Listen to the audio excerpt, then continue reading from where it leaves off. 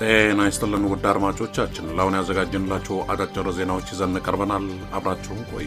ወቅታዊ ታማኝና ፈጣን መረጃዎችን ለመከታተል ቻናላችንን ታይም ሚዲያ ሰብስክራይብ፣ ሼር እና ላይክ በማድረግ ቤተሰብ ይሁን።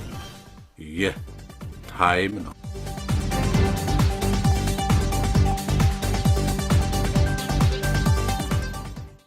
የተከበራችሁ የታይም ሚዲያ ተከታታዮች፣ ይህ የምናቀርብላችሁ ጽሁፍ ምናባዊ አይደለም፣ ምድራዊና ተግባራዊ እንጂ።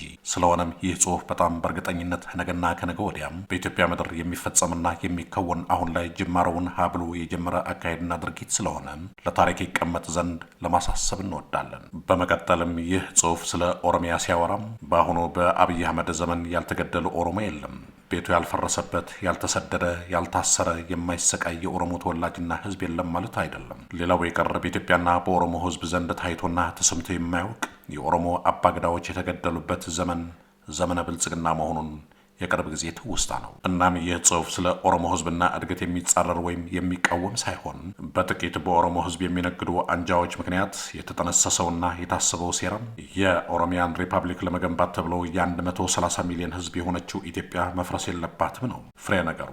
ኦሮሞም ይሁን አማራም፣ ትግራይም ይሁን ሶማሊያ፣ ሌሎችም ከሀገሪቷ የሚገባቸውን ሁሉ በማግኘት ሊያድጉና ሊለወጡ ይችል ይሆናል እንጂ አገርን ገድለህና ዘርፈህ አንድን ክልል እንደ አዲስ ሀገር መፍጠርና መገንባት አደጋው የከፋ ይሆናል። ለዚህም ነው አድማጮቻችን በዚህ ግንዛቤ እንድትረዱት የፈለግን።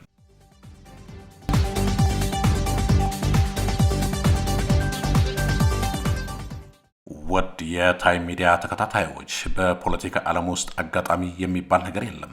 ዛሬ በአይናችን የምናየው እያንዳንዱ ኩነት፣ እያንዳንዱ ጥይትና እያንዳንዱ የቡልዶዘር እንቅስቃሴ ከረዥም ጊዜ በፊት በድብቅ የተጻፈ ድራማ አካል ነው። ብዙዎቻችን በዕለት ተዕለት የኑሮ ውድነቱ በየቦታው በሚሰማው የሞትና በመፈናቀል ብዛት ምክንያት ስሜታችን ደንዝዞ ይሆናል። ነገሮች ከቁጥጥር ውጭ የወጡ፣ አገሪቱ በዘፈቀደ የምትተዳደር ወይም መንግስት አቅም ያጣ ሊመስለን ይችላል። ነገር ግን አድማጮቻችን ላፍታ ቆም ብለን እንጠይቅ። የምናየው ቀውስ ውድቀት ሳይሆን ስኬት ቢሆንስ? የምንሰማው ጭሆት የአንዲት ሀገር የመሞት ጭሆት ሳይሆን የሌላ አዲስ ሀገር የመወለድ ምጥ ቢሆንስ? ጠቅላይ ሚኒስትር አብይ አህመድና የቅርብ ግብረ አበሮቻቸው ኢትዮጵያን እያፈረሱ ሳይሆን ኢትዮጵያን እንደ ጥሬ ዕቃ ሮ ማቴሪያልስ በመጠቀም በእሷ ፍርስራሽ ላይ ለዘመናት ሲያልሙት የነበረውን የኦሮሚያን ሪፐብሊክ እየገነቡ ቢሆንስ? ይህን ስንል የተጋነነ ሊመስል ይችላል። ነገር ግን መረጃዎችን ስናገጣጥማቸው የሚታየው እውነት እጅግ አስደንጋጭ ነው።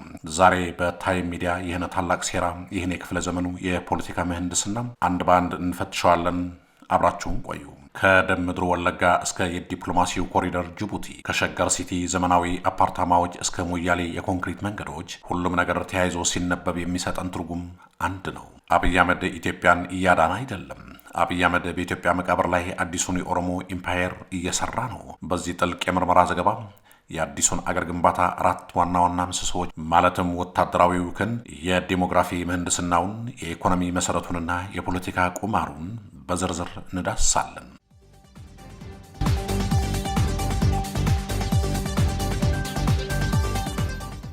በመጀመሪያው ምዕራፍ የምናየው የወለጋ ላቦራቶሪ ነው።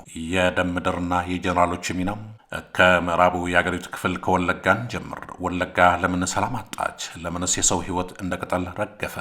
መልሱ ብዙዎቻችን እንደምናስበው ሽብርተኝነት ወይም የጸጥታ ችግር ብቻ አይደለም። ወለጋ ዛሬ የአዲስ የፖለቲካ ካርታ መሞከሪያ ላቦራቶሪ ሆናለች። በሳይንስ አንድን አዲስ መድኃኒት በሰው ላይ ከመሞከር በፊት በእንስሳት ላይ እንደሚሞከር ሁሉም የብልጽግና መንግስትም ኢትዮጵያን ወደ ኦሮሚያ የመቀየር ኤክስፔሪመንት የጀመረው በወለጋ ነው። እዚህ የተካሄደ ያለው ነገር ግጭት አይደለም፣ ዘር ማጽዳት እንጂ። የአንድን አካባቢ ስነ ህዝብ ዲሞግራፊ ሙሉ ለሙሉ የመቀየር፣ መሬቱን ከነባር ታሪኩና ማህበረሰቡ የመነጠል ወታደራዊ ኦፕሬሽን ነው። እዚህ ላይ ሁለት ቁልፍ ተዋናዮችን በትኩረት ማየት ግድ ይላል። እነዚህ ሰዎች ተራ ወታደሮች አይደሉም፣ የኦፕሬሽኑ አርክቴክቶች ናቸው። የመጀመሪያው ሰው ብርጋዴር ጀነራል ኃይሉ ጎንፋ ናቸው።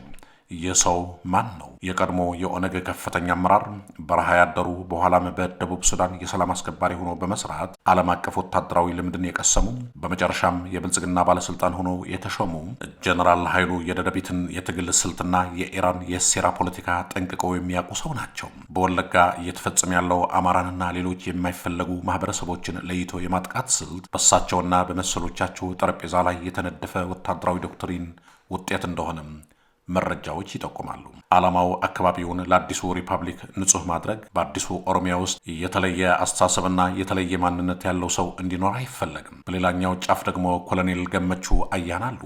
የቀድሞው የኦሮሞ ነጻነት ሰራዊት ኦላ አዛዥ ናቸው። የኮሎኔሉ ንግግሮች ለዚህ ታላቅ ሴራ እንደ ቁልፍ ፍንጭ ያገለግላሉ። በቅርቡ በሰጡት አንድ ቃለ ምልልስ ላይ በግልጽ እንዲህ አሉ።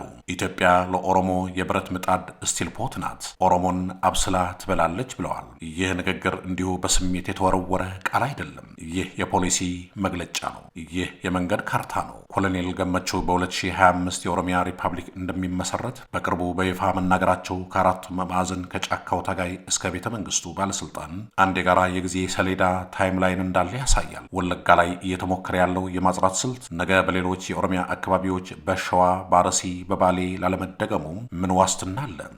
መልሱ ግልጽ ነው። ወለጋ ለሚመጣው ኦሮሚያ ሪፐብሊክ የመጀመሪያዋ ንጹሕና ሞዴል ግዛት ሆና እየተዘጋጀች ነው። ሂደቱ አሰቃቂ ነው። ውጤቱ ግን ለጠንሳሾቹ ድል ተብሎ የሚመዘገብ ነው። በምዕራፍ 2 የምናየው ደግሞ አዲሱ የጸጥታ መዋቅር ነው። ከኮሬ ነገኛ እስከ ጋቸና ሴርና ያለውን አገር ለመገንባት ዲስኩርና ፕሮፓጋንዳ ብቻ በቂ አይደለም።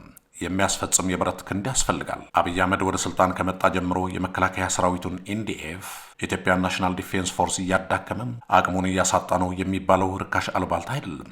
ይህ የታቀደ መዋቅራዊ መፈራረስ ነው። የኢትዮጵያ መከላከያ ሰራዊት በሰሜኑ ጦርነት ተዳክሞ ሞራሉ ተነክቶ ስነ ልቦናው ተሰብሮ ባለበት በዚህ ሰዓት፣ በሌላ በኩል ግን እጅግ ዘመናዊ እጅግ የታጠቀና ታማኝነቱም ለኢትዮጵያ ሳይሆን ለኦሮሚያ ብልጽግና ብቻ የሆነ አዲስ ጦር በሚስጥርና በይፋም እየተገነባ ነው።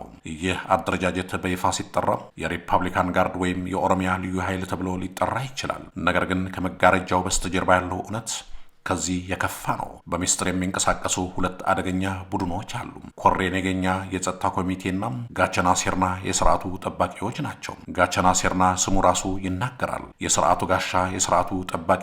እነዚህ ኃይሎች መደበኛ ወታደሮች አይደሉም። እነዚህ እንደ መከላከያ ሰራዊቱ በህገ መንግስቱ የሚመሩም አይደሉም። እነዚህ በስነ ልቦናና በፖለቲካዊ ጥላቻ የተጠመቁ፣ ተልኳቸው ድንበር መጠበቅ ሳይሆን በውስጥ ያሉ ጠላቶችን ማጥራት የሆነ ልክ እንደ ሩዋንዳው ኢንተርሃምዌ ወይም የሂትለር ኤስኤስ አይነት ልዩ ታጣቂዎች ናቸው። ለእነዚህ ኃይሎች ከመደበኛው የኢትዮጵያ መከላከያ ሰራዊት የተሻለ ትጥቅ፣ የተሻለ ደሞዝ፣ የተሻለ ስንቅና የሎጂስቲክስ አቅም እንዲኖራቸው እየተደረገ ነው። ለምን የሚለውን ምክንያቱም አንድ ቀን ማዕከላዊው መንግስት ቢፈርስ፣ ኢትዮጵያ ብትበተን ወይም መከላከያ ሰራዊቱ ሙሉ በሙሉ ከአቅም ውጭ ቢሆን የኦሮሚያ መንግስት ብቻውን ራሱን ችሎ መቆም የሚችልበትን ወታደራዊ ጀርባ አጥንት ሚሊታሪ ባክቦን አስቀድሞ በእጁ እንዲኖር ነው። ውድ አድማጮቻችን፣ ይህ ፕላን ቢ ሁለተኛ እቅድ አይደለም። ይህ ዋናውና ፕላን ኤ ነው። አብይ አህመድ እየገነባው ያለው ይህ ኃይል ነገ ኦሮሚያ ሪፐብሊክን አውጃ ከሌላው የኢትዮጵያ ክፍል ስትገነጠል ማንም እንዳይነካት ዋስትና የሚሰጥ የኃይል ሚዛን ነው። ኢትዮጵያ ወታደራታ ስትራቆት፣ ኦሮሚያ ግን እስከ አፍንጫዋ ታጥቃ እንድትጠብቅ እየተደረገ ነው።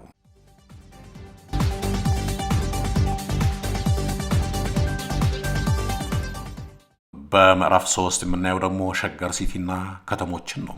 ጦርነት ሁሌም በመድፍና በታንክ ብቻ አይደረግም። ዘመናዊው የዘር ማጥፋትና የአገር ግንባታ ጦርነት የሚደረገው በቡልዶዘርና በከተማ ፕላን ስም ነው። ወደ መሀል ሀገር ወደ አዲስ አበባና ዙሪያዋ ስንመጣ የምናየው እውነት ይህንን ነው። የሸገር ሲቲ ፕሮጀክት በስም ልማት፣ በትርጉም ስልጣኔ፣ በተግባር ግን የዲሞግራፊ ምህንድስና ዲሞግራፊክ ኢንጂነሪንግ በ2023 እና 2024 ብቻም በአዲስ አበባ ዙሪያና በውስጧ ከ111 ሺህ በላይ ቤቶች ፈርሰዋል ተብሎ ይገመታል። ይህ ቁጥር ቀላል አይደለም። እያንዳንዱ የፈረሰ ቤት ውስጥ አንድ ቤተሰብ አለ። ሕፃናት አሉ፣ አረጋውያን አሉ። ከዚህ ቁጥር በስተጀርባ ያለው ሰቆቃ ቃላት ሊገልጹት አይችሉም። መንግስት ይህንን የኮሪደር ልማት ይለዋል። ነዋሪዎች ግን የመፈናቀል ኮሪደር ኦፍ ዲስፕሌስመንት በሚል ስም ሰይመውታል። የዚህ ፕሮጀክት የመጨረሻ ግብ ምንድን ነው? በጣም ግልጽ የሆነ የሂሳብ ቀመር ነው። አዲስ አበባን በኦሮሚያ ልዩ ዞኖች መክበብ ብቻ ሳይሆን አዲስ አበባን አንቆ መያዝ ነው። ከዚያም አልፎ የከተማዋን ነዋሪ ስብጥር መቀየር ነው። መጤ ተብለው የተፈረጁ ኢትዮጵያውያንን በተለይም የአማራና የደቡብ ተወላጆችን እንዲሁም ጉራጌዎቹን ከንግድና ከመኖሪያ ቤታቸው በማፈናቀል ከተማዋን ለአዲሱ የኦሮሚያ ሪፐብሊክ ዋና ከተማነት ብቁ ማድረግ ነው። ይህ ታሪክ አዲስ አይደለም። ሂትለር በርሊንን የዓለም ዋና ከተማ ለማድረግ ያቀደውን አይነት፣ እስራኤል ደግሞ በፍልስጤም መሬት ላይ የምትሰራውን አይነት ነገር ግን በዘመናዊ የልማት ሽፋን እየተተገበረ ያለ ፕሮጀክት ነው። ዓላማው አዲስ አበባ የኢትዮጵያ መዲና የብዙሃነት ማዕከል መሆኗ እንዲያበቃ ማድረግ ነው። ይህ ሂደት ሲጠናቀቅ የምናውቃት አዲስ አበባ ታሪክ ትሆናለች። በምትኳ የኦሮሚያ ልብ፣ የኦሮሞ ባህልና ቋንቋ ብቻ የሚንጸባረቅባት አዲስ ከተማ በድጋሚ ትወለዳለች። ቡልደዘሩ የሚያፈርሰው ግንብ ብቻ ሳይሆን የኢትዮጵያዊነትን ስነ ልቦና ጭምር ነው።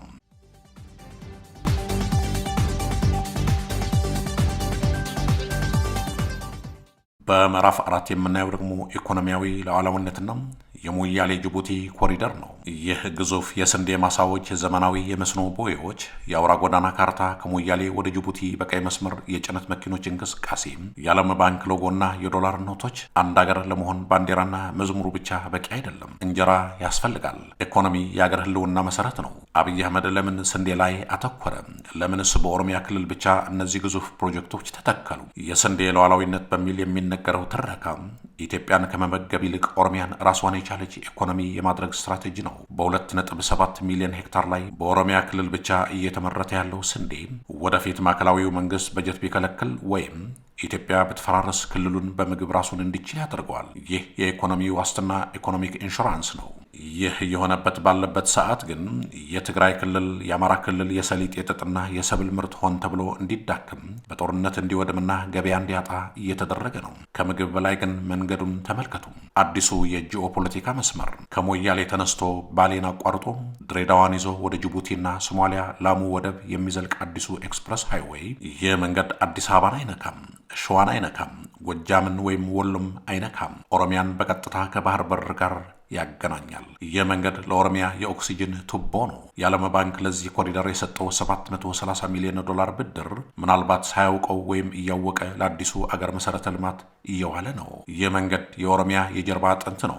ወደፊት መሀል አገሩ ቢዘጋም፣ ጦርነት ቢነሳ፣ አዲስ አበባ ብትከበብ ኦሮሚያ ብቻዋን ከዓለም ጋር የምትገናኝበት፣ ነዳጅ የምታስገባበትና ንግድ የምትፈጽምበት የደም ስር አስቀድሞ ተዘርግተዋል። ሰሜኑ በጦርነት ተዘግቶ ሲታፈን፣ ኦሮሚያ በደቡብና በምስራቅ በኩል በነጻነት የምትተነፍስበትን ቀዳዳ አብይ አህመድ ፈጥረዋል። በምዕራፍ 5 ስናይ ደግሞ የእንቆቅልሹ ፍቺ የሐሰን አሊ መመለስና የልሂቃኑ ስምምነት ነው። የቀድሞ ፕሬዚዳንት ሐሰን አሊ ቦሌ ኤርፖርት ሲወርዱ ከሽመልስ አብዲሳ ጋር ሲጨባበጡ፣ በአዳራሹ ውስጥ ሲስቁ፣ የኦህዴድና የኦነግ ባንዲራዎች አንድ ላይ ተጣምረው ይህን ሁሉ ወታደራዊ ኢኮኖሚያዊና ማህበራዊ ሴራ የሚያረጋግጠው የመጨረሻው ክስተት በዲሰምበር 25 2025 ዓ.ም ተፈጠረ።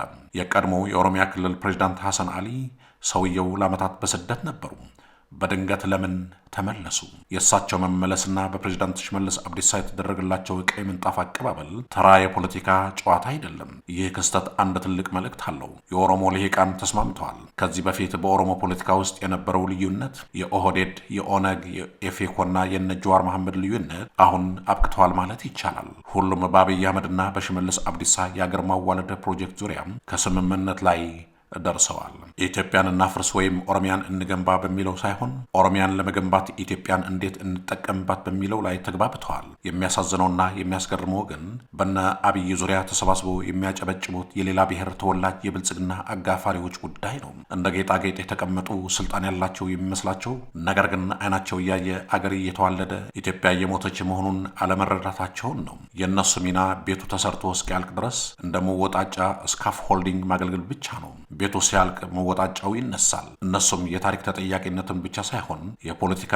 እንከፍነታቸውን ተሸክመው ይወገዳሉ።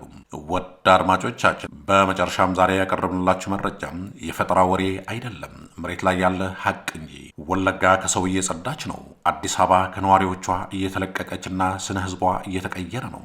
ኦሮሚያ የራሱ የሆነ ወታደራዊና ኢኮኖሚያዊ ክንድ ገንብቶ ጨርሰዋል። በአጠቃላይ የሚታየው ነገር አንዲት አዲስ ሀገር፣ ታላቋ የኦሮሚያ ሪፐብሊክ በምስራቅ አፍሪካ ልትወለድ፣ ኢትዮጵያ የምትባል የ3000 ዓመት ታሪክ ያላት አገር ደግሞ ፀሐይዋ ልትጠልቅ መቃረቧን ነው።